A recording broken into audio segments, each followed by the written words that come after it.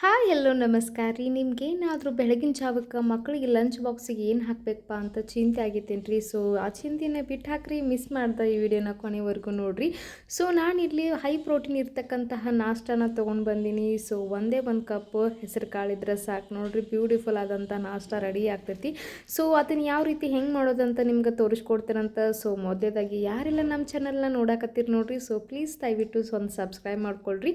ಹಂಗೆ ಒಂದು bell button ಮೇಲೆ ಕ್ಲಿಕ್ ಮಾಡಿ ಬಂದು ಲೈಕ್ ಮಾಡಿರಿ. ಸೊ ಬನ್ನಿರಿ ಇವಾಗ ಅದನ್ನು ಯಾವ ರೀತಿ ಹೆಂಗೆ ಮಾಡಿದ್ದಂತ ನಿಮ್ಗೆ ತೋರಿಸ್ಕೊಡ್ತೀನಂತ. ಸೊ ಮೊದಲೇದಾಗಿ ನಾನಿಲ್ಲಿ 1 ಕಪ್ ಅಷ್ಟು ಹೆಸರು ಕಾಳನ್ನ ನಾನು ನೈಟ್ ನೆನೆ ಹಾಕಿ ಇಟ್ಕೊಂಡಿದ್ದೆ. ಸೊ ಬೆಳಗಿನ ಜಾವಕ್ಕೆ ಈ ರೀತಿ ಚೆನ್ನಾಗಿ ನೆನೆದೈತೆ ನೋಡ್ರಿ. ಇವಾಗ ಇದನ್ನು ಒಂದು ಮಿಕ್ಸಿ ಜಾರ್ನ ತೊಗೊಂಡ್ಬಿಟ್ಟು ಅದಕ್ಕೆ ಎಷ್ಟು ಹೆಸರು ಕಾಳನ್ನ ಹಾಕ್ಕೊಳ್ಳಾಕತ್ತೀನಿ. ಸೊ ಖಾರಕ್ಕೆ ಒಂದು 3 ಹಸಿ ಮೆಣಸಿನ್ಕಾಯಿ ಹಾಕ್ಕೊಳ್ಳಾಕತ್ತೀನಿ.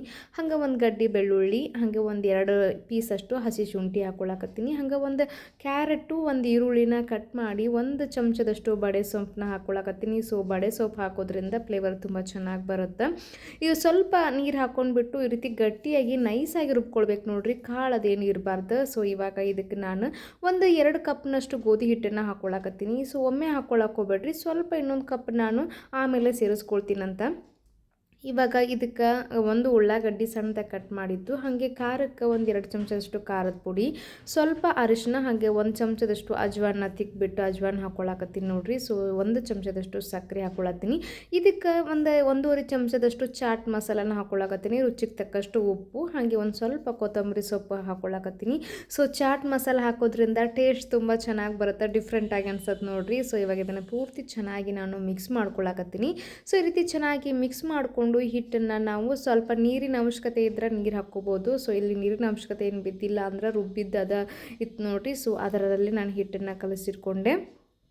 ಸೊ ನೋಡತ್ತರಲ್ಲ ಈ ರೀತಿ ಗಟ್ಟಿಯಾಗಿ ನೀವು ಚಪಾತಿ ಹಿಟ್ಟನ್ನು ಯಾವ ರೀತಿ ಕಲಿಸ್ಕೊತೀರಿ ನೋಡಿರಿ, ಆ ರೀತಿ ಇದನ್ನು ಹಿಟ್ಟನ್ನು ಕಲಿಸ್ಕೊಳ್ಬೇಕಾಗತ್ತೆ. ಸೊ ಈ ರೀತಿ ಹೈ ಪ್ರೋಟೀನ್ ಇರ್ತಕ್ಕಂತಹ ನಾಷ್ಟನ ಮಾಡಿಕೊಡ್ಬೋದು ಮಕ್ಕಳಿಗೆ, ಹಾಗೆ ಲಂಚ್ ಬಾಕ್ಸು ಕೂಡ ಹಾಕ್ಬೋದು. ಅಂದ್ರೆ ಮಕ್ಕಳಿಗೆ ಒಂಥರ ಯೂನಿಕ್ ಆಗಿರುವಂಥದ್ದು ಏನೋ ಹೊಸ ಥರ ರುಚಿ ಇರುತ್ತಲ್ಲ. ಸೊ ಮಕ್ಕಳು ತುಂಬ ಇಷ್ಟಪಟ್ಟು ತಿಂತಾರೆ. ಈ ರೀತಿ ನಮಗೂ ಮನಸ್ಸಿಗೆ ತಾಯಂದಿರಿಗೂ ಸ್ವಲ್ಪ ಸಮಾಧಾನ ಅನ್ಸತ್ತೆ ನೋಡಿರಿ.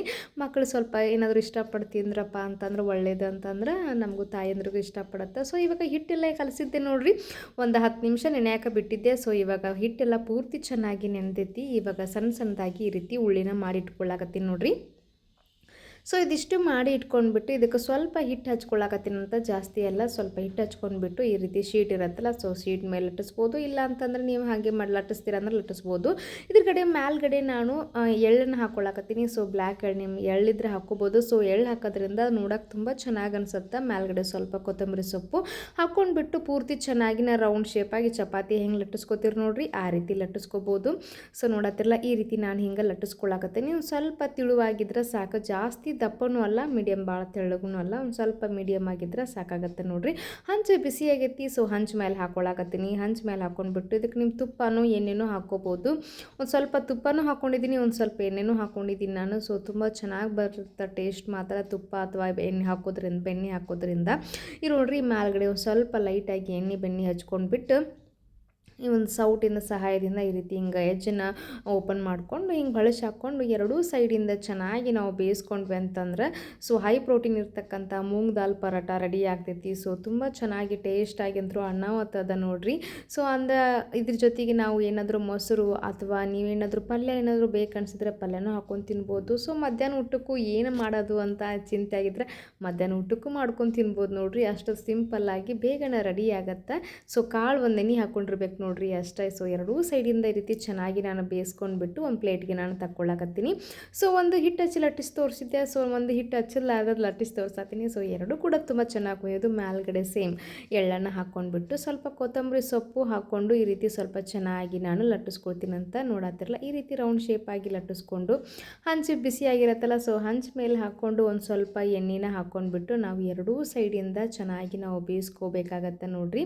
ಸೊ ಈ ರೀತಿ ಹೈ ಪ್ರೋಟೀನ್ ಇರ್ತಕ್ಕಂಥ ನಾಷ್ಟನ ಮಾಡ್ಕೊಂಡು ತಿನ್ನಿರಿ, ಹೆಲ್ದಿಯಾಗಿರಿ. ಹಂಗೆ ನಮ್ಮ ಚಾನಲ್ನ ನೀವು ನೋಡ್ತಾ ಇರಿ ಅಂತ ಹೇಳ್ತೀನಿ ನೋಡ್ರಿ. ಸೊ ಹಂಗೆ ನೀವು ಏನೆಲ್ಲ ನಾಷ್ಟ ಬೇಕಲ್ಲ, ಸೊ ಕ್ವಿಕ್ ಆಗಿರುವಂಥ ನಾಷ್ಟ ರೆಸಿಪಿನೂ ಕೂಡ ನನ್ನ ಚಾನಲ್ದಲ್ಲಿ ಅಪ್ಲೋಡ್ ಆಗಿದೆ. ಸೊ ಯಾರೆಲ್ಲ ವಿಸಿಟ್ ಮಾಡಿಲ್ಲ ಹೋಗಿ ನಮ್ಮ ಚಾನಲ್ನ ವಿಸಿಟ್ ಮಾಡಿರಿ ಅಂತ ಕೇಳ್ಕೊತೀನಿ. ಸೊ ಇವಾಗ ನೋಡ್ರಿ ರೆಡಿ ಆಗೈತಿ. ಒಂದು ಪ್ಲೇಟಿಗೆ ನಾನು ತಕ್ಕೊಳಕತ್ತೀನಿ ನೋಡ್ರಿ. ಸೊ ಇವಾಗ ಒಂದು ಪ್ಲೇಟ್ಗೆ ಸರ್ವ್ ಮಾಡ್ಕೊಳ್ಳೋಣ ಅಂತ.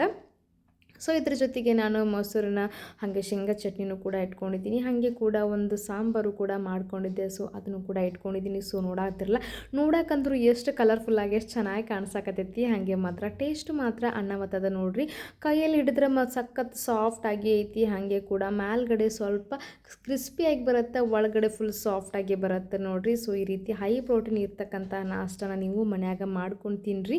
ನೋಡಿದ್ರಲ್ಲ ಇವತ್ತಿನ ನಾನು ನಿಮಗೆ ಹೊಸ ಥರ ರೆಸಿಪಿ ಮೂಂಗ್ ದಾಲ್ ಪರಾಟ ಮಾಡಿ ತೋರಿಸಿದ್ದೀನಿ. ಸೊ ಯಾರೆಲ್ಲ ನೀವು ನೋಡಾತೀರಿ ನೋಡ್ರಿ. ಸೊ ನೀವು ಹಂಗೆ ಮನ್ಯಾಗ ಟ್ರೈ ಮಾಡಿರಿ. ಹಂಗೆ ಯಾರೆಲ್ಲ ಹೊಸಬ್ರು ನೋಡಕತ್ತಿರಲ್ಲ ನಮ್ಮ ಚಾನಲ್ನ ದಯವಿಟ್ಟು ಸಬ್ಸ್ಕ್ರೈಬ್ ಮಾಡ್ಕೊಳ್ರಿ ಅಂತ ಹೇಳಕ್ಕೆ ಇಷ್ಟಪಡ್ತೀನಿ.